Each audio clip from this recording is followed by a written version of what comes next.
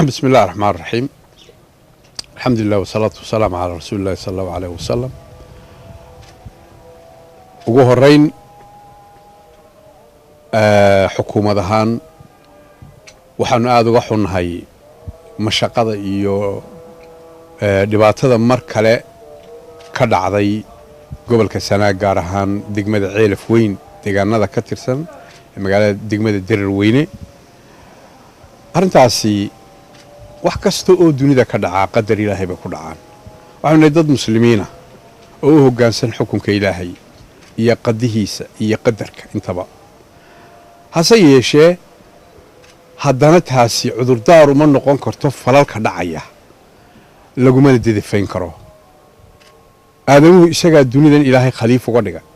wax kastoo dunida ku dhacana isagu kala xisaabtamaya oo ku khayr iyo shar. wixii wanaagsan uu falo waa lagu abaal mariyaa.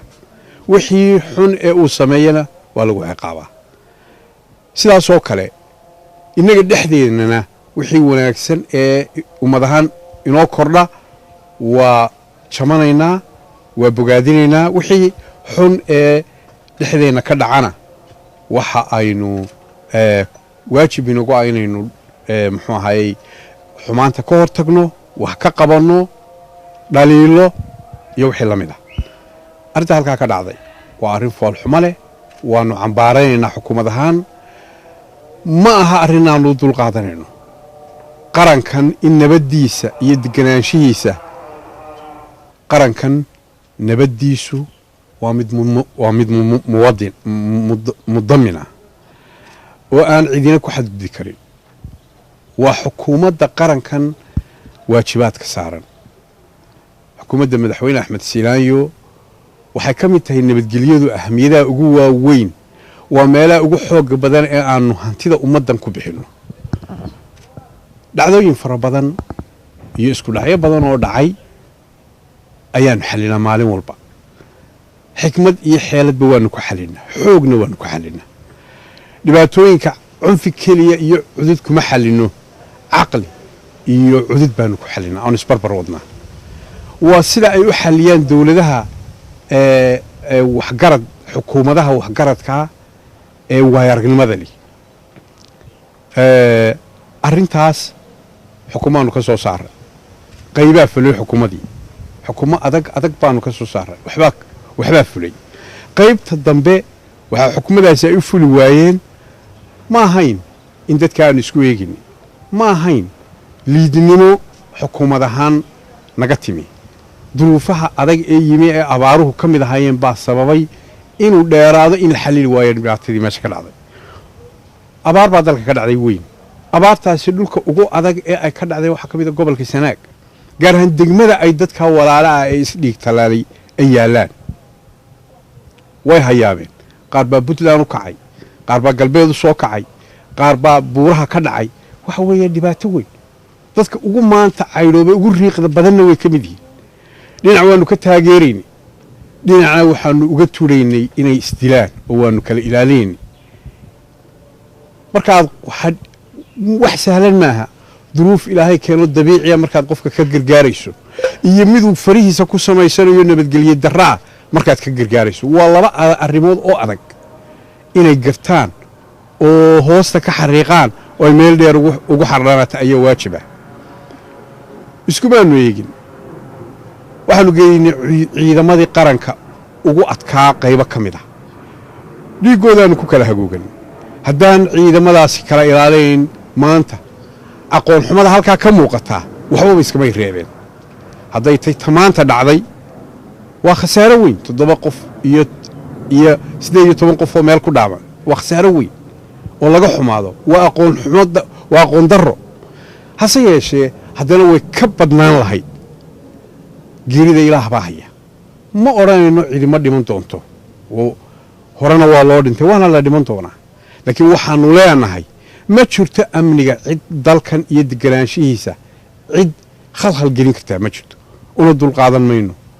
waxaanu u digaynaa kooxaha iyo dadka ku hafoogan ama ku hawlan inay qalalaasahan sii wadaan. dagaal sokeeye ka ridaan dalka ama gobol ama degmo ka mid ah. waxaanu ku xalili doonaa baryo iyo sabaale maahe cudud baanu ku xelinaynaa araxdaanu qabanaynaa awooddeedaanu leenahay idmanaanshaheedana waanu leenahay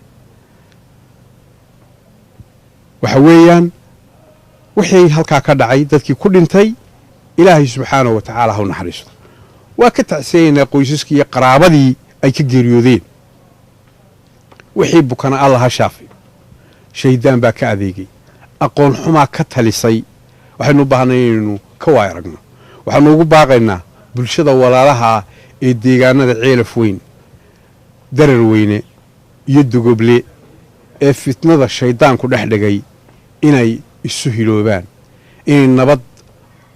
inay nabadda ilaaliyaan inay walaalnimadooda ay dib u fiiriyaan inay colaadda iyo dhigtalaalka joojiyaan ayaanu ugu baaqaynaa waanu ku guubaabanaynaa arrintaa waxaanu bogaadinaynaa ciidamada qaranka jamhuuriyadda somalilan doorka ay ka qaateen nabad ilaalintii hore maanta tay ka wadaan waa ku bogaadinaynaa waa geesiyaal qaran ilaahay subxaana wa tacaala baa ka ajar siin doona shaqada adag ay halkaa ka wadaan waxaanu leenahay oo ku soo ururinaynaa hawluhu sidii ay u qorshaysnaayeen wax iska beddelayaa ma jiraan cid qalin daari karta qorshihii aanu qorankan nabaddiisa iyo horumarkiisa u dhignay ma jirto diiwaangelintii wax iska beddelayaa ma jiraan gobolka sanaag ka qabsoomaysay 12 bisha August sideeda bay u qabsoomaysay waxaanu shacbiga gobolka sanaag ugu niyad samaysiinaynaa in nabadda iyo xasiloonida ay tahay mid aanu gacanta ku hayno gacan buuxda ayaanu ku haynaa nabadgelyada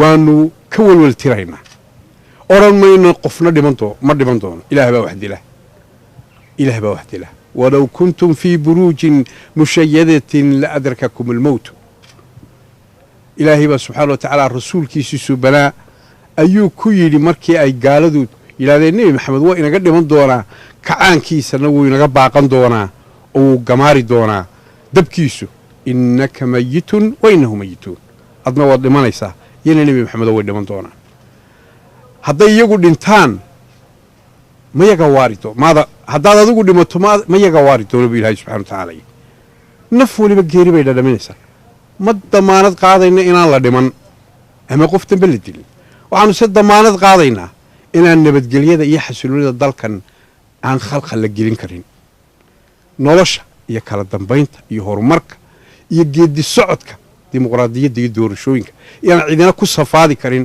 ayaanu shacbiga u damaanad qaadaynaa far waaweyn baanu ku dhigaynaa inta waxgaradkii way fahmi kartaa kuwa aan aqoonta lahayna waa sankaanu kaga tolaynaa waxaanu leenahay nabadda ha la ilaaliyo ciidamada qaranka ha la taageero ha lala shaqeeyo ha loo hoggaansamo awaamirtay ciidamada bixinayaan waa awaamiir dawladeed awaamirtaasi waxaa reeban kooxa hubaysan oo magac beeleed sheeganayo meel ku urura waxaa reeban in magaalooyinka deegaanada iyo dalka oo dhan qoryo lagu qaato waxaa reeban cid kasta oo hubaysan ama gurmad maagan ama qoryo la baxda ama colaada abaabulaysa tallaabo adag baa laga qaadaya maaha mid baryaa dhimashay tegaysaa ciidamada qaranka wuxuu madaxweynaha jamhuuriyadda somalilan wuxuu amray tallaabo adag inay qaadaan hadday kalifayso waxay u idmayin inay wax dilaan nabadgelyada iyagoo ilaalinaya inay wax dilaan bay u idmayin sharcigaa siinaya waxaa siinaysa xilkooda qarannimo madaxweynaha jamhuuriyadda somalilanna wuu ku dardaaray annagana waana faray waxaanu leenahay cidna uga gaban mayno hays ilaaliyaan dadkaasi fidmo walayaashaa xaaladduna gacanteennay ku jirtaa ilaahay idamkii waxaan ku soo ururinaynaa qorshay dawladdu leedahay waxba qorshaha warbaahinta ka sheegi mayno qorshahaasaanu ku wadaynaa arrimaha oo nabadgelyada ku xasilaynaynaa waxaanuna rajaynaynaa in wax waliba ay sidoodii noqdaan aad baa umahadsantihin